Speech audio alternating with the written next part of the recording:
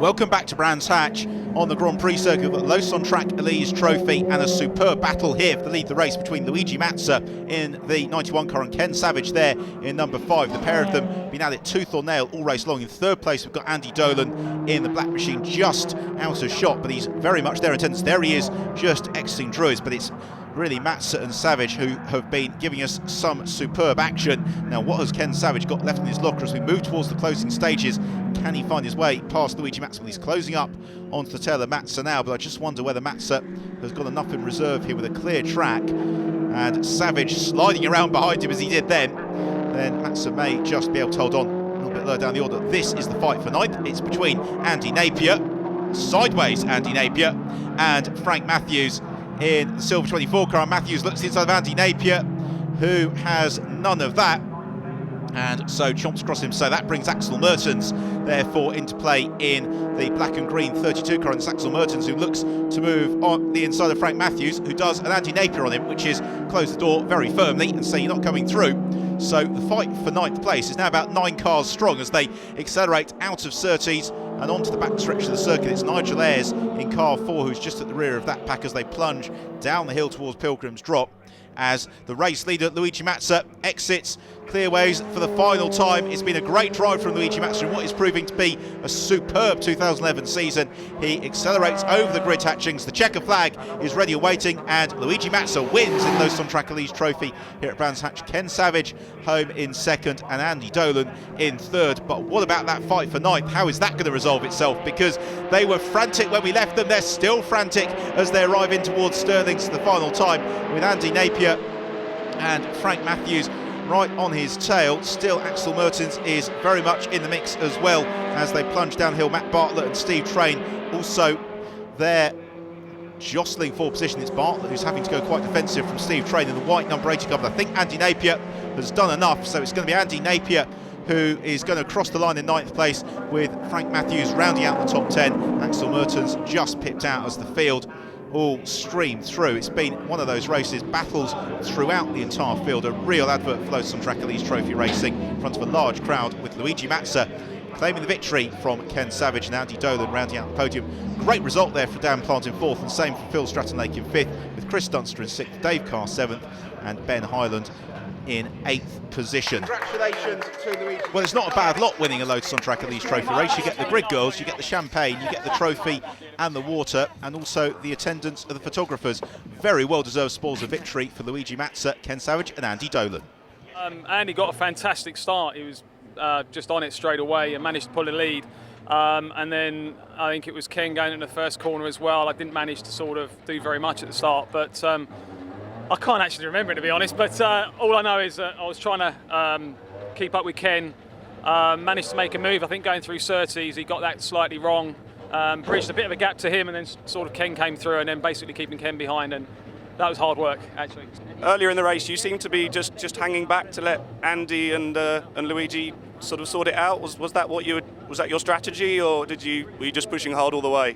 No, there was a tussle of about 5 cars at the front, and I thought something's going to happen with those cars. I thought let them have it, and I'll move forward when things sort themselves out, which is exactly what happened. I was trying to harass Steve, and round the first couple of corners I was right on him. He was defending well. Going round the back of the circuit, he did pull away a little bit, and there was a wee bit breathing space between the two of us. Then the next lap round, all I saw was smoke in front of me. I'd lost it. I don't know if he hit the barrier or if he got back into the race, but that was it. So I led for a couple of laps, and then I was caught with these two guys, you know. So it was fighting all the way. It was fantastic. So we're here with Russ from Olin's. Russ, it's Olin's first year sponsoring Lotus Cup Europe. Can you just tell us a little bit about what drew you to the series and what the involvement is? Yeah, we've actually run a car in this series now for the last 2 years, and we've seen obviously that the series has kept growing year on year. It's a really, really competitive series, so we thought it'd be an ideal opportunity for us to stick the Olin branding on all the cars in the Lotus Cup Europe series. And I understand that your involvement with Lotus isn't only with this race series. Can you tell us a bit more about your other interests? Yeah, we actually do a lot of things with the factory. We've helped develop the Lotus Evora GT4. We're on the GT3 Evora at the moment. We've done the 211, GT3 XEs. We have done a lot of the race product alongside Lotus. So it really helps for when customers are using the product at the circuit. We can give them advice and try to give them some technical support and help them to go quicker and quicker. Well, with the paddock fettling complete, it's time for the second race of the weekend from this combined grid from the Lotus Cup UK and Lotus Cup Europe capacity field here for this race on the Brands Hatch Grand Prix circuit. The drivers, the grid girls and the spectators basking in July sunshine as we get ready for what is going to be a very action-packed race, with the winner of race 1, Mark Fullerlove, lining up on pole position. This time around it's going to be a standing start. That will make things interesting into Paddock Kilben for the first time as we take a look at the starting grid, with it being Fullerlove in pole, Steve Williams runner-up from race 1 alongside them on the front row of the grid, with Philippe Loop and Pete Story looking out row 2, Christophe Lezondre and David Fenn on row 3, Remy Pourchevat is there in 7th and Tom Chataway in 8th. The green flag is waved by the marshal at the rear of the pack, which means we're about ready for the off here, so it's eyes to the gantry where this man is going to be pressing a button that's about to make things go very lively. Away they go, and who's got the jump as they sprint towards Paddock Hill Bend for the first time?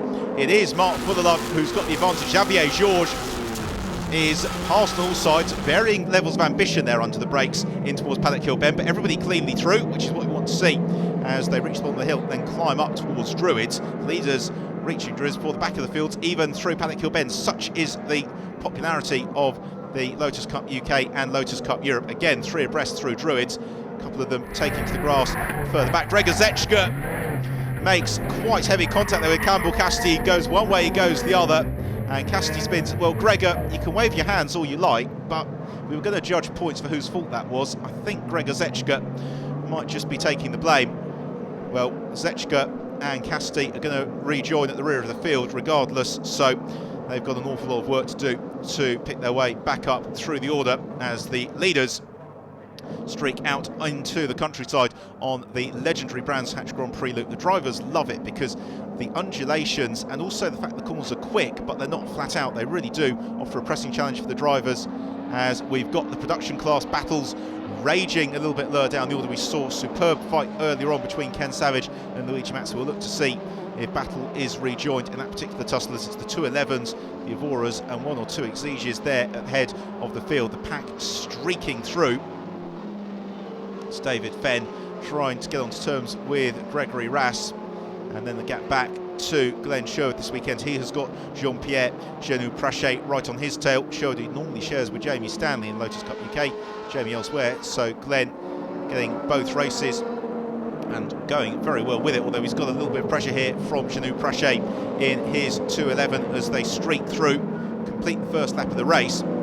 That is the leader of the Exige Cup there, that is John Rass, and John got a little bit of pressure from Mark Goodale. At the head of the field, it is Mark Fullerlove who's streaking away once more from Steve Williams, with then Pete Story and Christophe Lezondre also still in the mix. David Fenn having a good tussle here with Gregory Rass, and David with son Rob making the decision to come into Lotus Cup UK this year. As off goes Remy Pourchevat, and Pourchevat goes off. The man who has been so successful already in Lotus Cup Europe this year goes off. He clouts the Armco on the exit of Graham Hill Bend. Well, the car is still going, although whether it goes any further than the pits, I don't know, because the rear of that car significantly reprofiled as we move back to the field. And really the close battle here is on between Pete Story and Christophe Lezondre. Well, Story, you may remember, will feel he's got some unfinished business from race 1 when Christophe Lezondre somewhat assertively came through and made the move on Pete Story. Well, now it's Pete Story's turn to try and keep Christophe Lezondre at bay. Let's see what he can do. Well, at the moment, Story is deciding attack is the best form of defence. He's latching onto the tail of Steve Williams, and he will be thinking, if I can stay with Steve's pace, and I might just be able to pull away from Christophe Lezondre. Out to Stirlings they come, and sprinting down on towards Clearways, which on the Grand Prix circuit becomes an incredibly fast corner because the road just falls away from the drivers. They get on the throttle about now and then just keep it flat all the way until the breaking point for Paddock Hill Bend. So along the round straight once more, and Christophe Lezondre, well, he's stronger than Pete Story on some corners but not others, so this gap is rather like a piece of elastic. It's shorter on some corners and then stretching out on others. Stuart Plotneck there unfortunately with some problems as John Rass and Mark Goodale continue their tussle. with then Gregory Rass, the next man up in that particular battle. John Rass looking to hold on to Exige Cup honours as the beautiful late afternoon sun here just glinting off the cars. We ride on board with John Rass through Paddock Hill Bend. How smooth is that? He's barely working the wheel, just a single movement. And that is how you become a very successful racing driver. If you ever watch in-car Jenson Button, you'll see much the same thing, just looking fairly unhurried. But John Rass is making very good progress here as Simon Deacon begins to try and pile the pressure onto Gregory Rass. So we have got Deacon in his 211 looking to challenge Gregory Rass. Tom Chataway, we follow through Surtees out onto the Grand Prix loop. He's just trying to build up the advantage over Mark Gooday, and then the battle of the Rasses and Simon Deacon. So Mark Gooday's just been able to put a slight gap now over John Rass, who has got Gregory Rass and Simon Deacon very much in his tail. And Gregory Rass is going to go for the move here, and he makes the move on John Rass as they come down towards Hawthorns. So Gregory Rass gaining the place, and that moves him well up inside the top 10. As look at that coming up through the field, that's John Walker, who's on the rear of the train in car number 7. John Walker, who started from the very, very back of the grid. So he has already passed nigh on 30 cars to get to this point in the field, and we're still in the early stage of the race. So John Walker, an electrifying performance thus far from the man in number 7. And he goes past John Rass as if he's not there. So John Walker in his 211 just charging up through the order, so he's gained 2 places within 3 corners out on the Grand Prix loop. Next in his sights is going to be Gregory Rass, then Mark Gooday, and then Tom Chataway. Well, there is Thierry Verheest, who is coming under a little bit of pressure and a bit of contact there, unfortunately. That is Jeremy Lorenko in car 23. So Jeremy Lorenko, Thierry Verheest coming into contact. It's Verheest who's come second in the other Evora in the race. And we've got Lisandra in trouble. Lisandra we saw to the inside of the circuit. John Rass goes through as well. A little bit of a wobble, possibly going up the hill there between Mark Gooday and Greg Rass. So it's all happening here. The order is just completely flipped on its head. It's Tom Chataway who's lost out as well. So Chataway drops to the rear of that pack. So it's now John Rass from Gregory Rass, then Simon Deacon, then Mark Gooday. Frantic dicing wherever you look in this enormous field from Lotus Cup UK and Lotus Cup Europe. We're going for a race. We'll be back with more action in a couple of moments' time.